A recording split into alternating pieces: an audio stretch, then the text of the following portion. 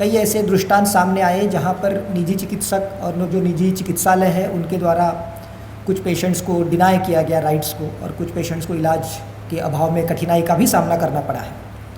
इस संबंध में 4 तारीख को ही हमने एक पूरा विस्तृत आदेश जारी कर दिया है कि जो हमारे अन्य सामान्य बीमारियां हैं और जो ऐसी बीमारियां हैं जहां लगातार इलाज चलता है, जैसे डायलिसिस हो गया, कीमोथेरेपी हो गया, और ये इलाज पर्टिकुलर डॉक्टर से ही लोग करवाते हैं क्योंकि आप उसको मिडवे चेंज नहीं कर सकते।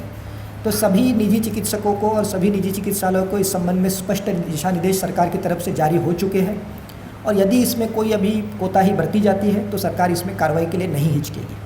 लेकिन मेरे हिसाब से ऐसी स्थिति नहीं आएगी। आज भी आईएमए के सभी पदाधिकारी मेरे से मिलने के लिए आए थे और उन्होंने मुझे आश्वस्त किया है कि हम लोग सभी अपने अपने चिकित्सालय खोलने के लिए तत्पर हैं। ये पहला बिंदु। विशेष असुविधा हुई है गर्भवती महिलाओं को डिलीवरी के लिए। हम लोगों के पास पूरे राज्य के जो सरकारी तंत्र में डिलीवरीज होनी है उसके तहत 51,933 मतलब लगभग 52,000 गर्भवती महिलाओं की सूची है जिनका प्रसव मई माह में होना निश्चित है। इनके लिए हम लोगों ने अपने सभी हेल्थ एस्टेब्लिशमेंट को तैयार कर दिया है।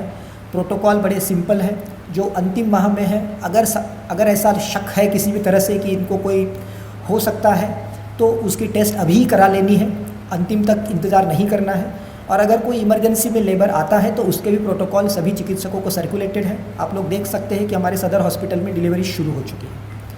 तो इस संबंध में एक रांची में जो घटना घटी है कल या परसों में, उसके जांच के आदेश दे दिए गए हैं और उसमें हमको लगता है कल या परसों तक जैसे ही हमारे पास जांच रिपोर्ट आती है उसमें सरकार कार्रवाई करने से बिल्कुल नहीं हिचकेगी। इस संबंध में आप आश्वस्त रह सकते हैं। राज्य सरकार द्वारा आप लोगों ने देखा होगा एक ई संजीवनी नाम का प्रयास भी शुरू किया है, जिसके माध्यम से टेली कॉन्फ्रेंसिंग, पर ये टेली कॉन्फ्रेंसिंग थोड़ी सी अलग है क्योंकि यहाँ आप डॉक्टर के साथ वास्तविक रूप से वीडियो कॉल करते हो। डॉक्टर भी आपको देख सकता है, आप भी डॉक्टर को देख सकते हैं। और 4 दिन में अभी तक इसमें हमारे 12 डॉक्टर्स अभी वर्तमान में कार्यरत हैं। सवेरे 2 घंटे 11 से 1 और आफ्टरनून में 2 घंटे 3 से 5 ये ओपीडी संचालित होती है, और वहाँ बाकायदा डॉक्टर का दस्तखत किया हुआ प्रिस्क्रिप्शन जो पेशेंट है उसको मिलता है, और इसके तहत अभी तक 215 लोग इसका लाभ उठा चुके हैं। तो मेरी सभी सिटीजन्स से आपके माध्यम से अपील होगी कि यथासंभव इस प्रणाली का उपयोग करें। इसके अतिरिक्त हमने सभी निजी चिकित्सालयों को भी कहा है कि जो पेशेंट्स जैसे डायबिटीज़, हाइपरटेंशन, इस टाइप के जो पेशेंट्स रहते हैं उन्हें जनरली ट्रीटमेंट कंटिन्यू करनी पड़ती है और एक डॉक्टर के पास जाके सामान्य कंसल्टेशन की प्रक्रिया होती है। उस प्रक्रिया को टेली कॉन्फ्रेंसिंग के माध्यम से करने के लिए वो भी प्रयास करेंगे, और उन्होंने भी आश्वस्त किया है कि हम लोगों ने भी इसको शुरू कर दिया है।